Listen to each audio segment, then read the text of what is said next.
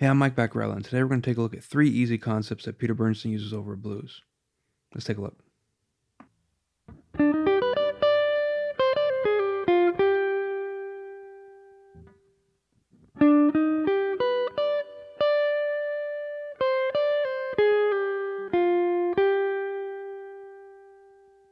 On this first concept, Peter Bernstein is using the sharp 11 over his 1 chord. Now, there's 2 ways to think about this. One is you could just simply throw in the sharp 11. So you could find your 5th, so we're over F7. You can find your 5th, which is C, and just go down a half step.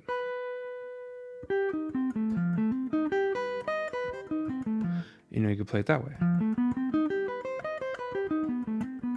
And I wouldn't even recommend for this method to even try to learn a finger or anything like that. Just be aware of where your 5th is.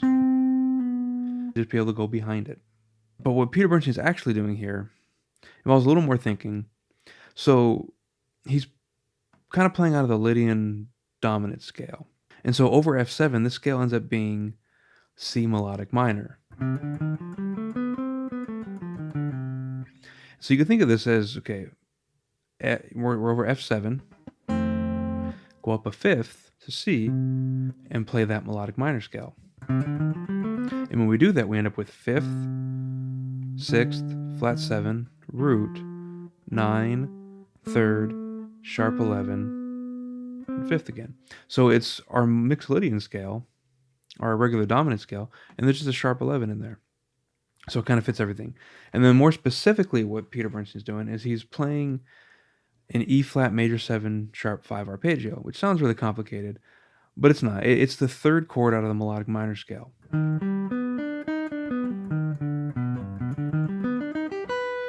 Now, when you use this arpeggio, the notes you end up with, if you look at E flat, we have it's our flat 7, G, which is the 3rd of the arpeggio, ends up being the 9th of the F7 chord.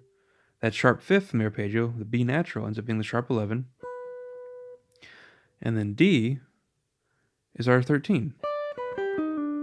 So it ends up being a flat 7 and then all the color tones are 9, sharp 11, and 13. So it's a really colorful arpeggio to use in this situation. Now, this sounds like it could be a lot of thinking. Okay, I'm on F7, I got to go up a 5th, play that melodic minor, and then from that melodic minor, go up a 3rd and play that arpeggio. That's too much thinking for me. So when I learn these shapes, I try to learn them around a chord, that I can visualize. So for example, if I have my F9 chord here that everyone knows,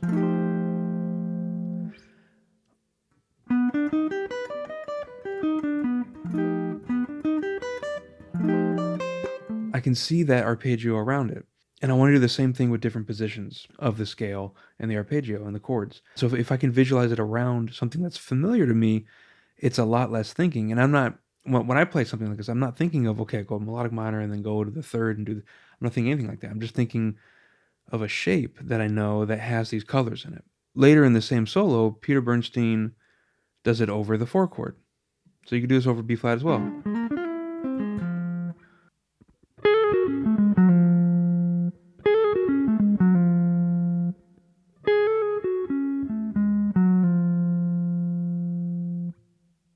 So on the 4th measure of a blues, what a lot of guys end up doing is playing an altered 1 chord because that pulls stronger to the 4 chord.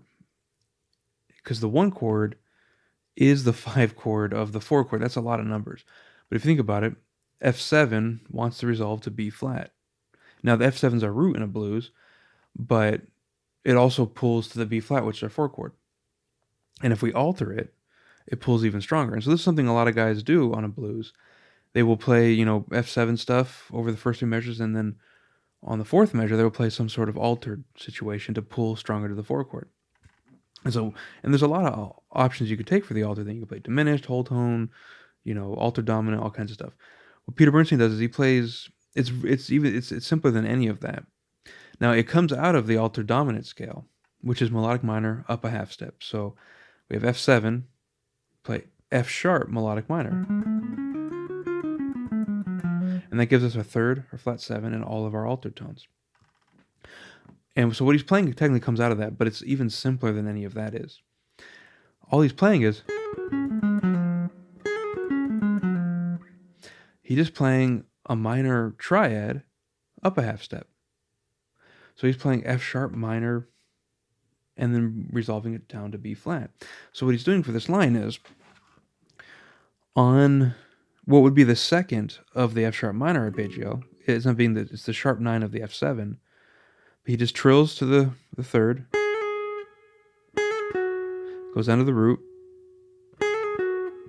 fifth, flat third, second, root, and resolves it to the F, which pulls right down to the B flat, because that's the fifth of the B flat. So if you look at this over F7, you're playing sharp 9, third, sharp 9, flat 9, sharp 5, third, sharp 9, flat 9, and then this is the root. By the time we get here,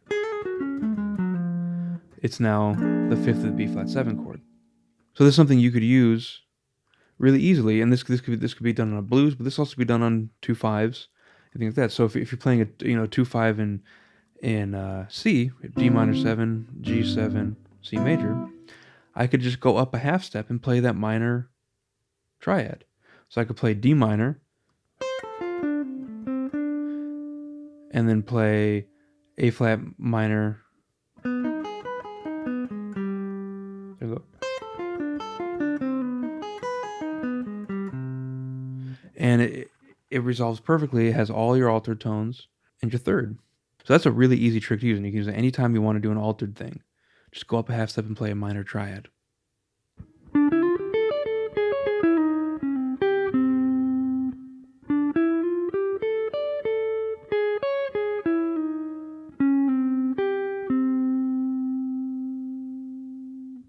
Now, this third concept is my favorite thing that Peter does in this solo, and it's something he does a lot in his playing. And it's just sequencing. Peter is really good at making the thing he plays have something to do with the thing he just previously played. Rather than just play a bunch of lines and licks, he tends to sequence very well and tell a story that moves with his solos. And so this line's a perfect example of that. So here's the line.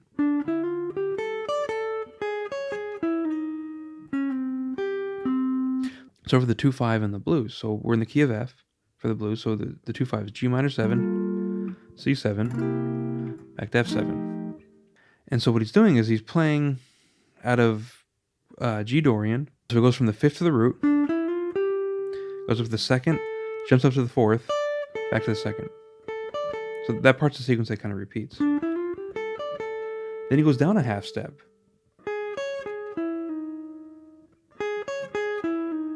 And again, we're using that same concept we just talked about.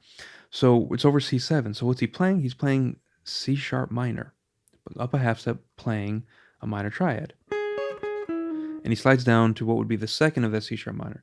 That ends up being the sharp 9 of the C7, which is totally cool because it's the altered tone. And then when he resolves to F, he goes to the fifth, second, fifth.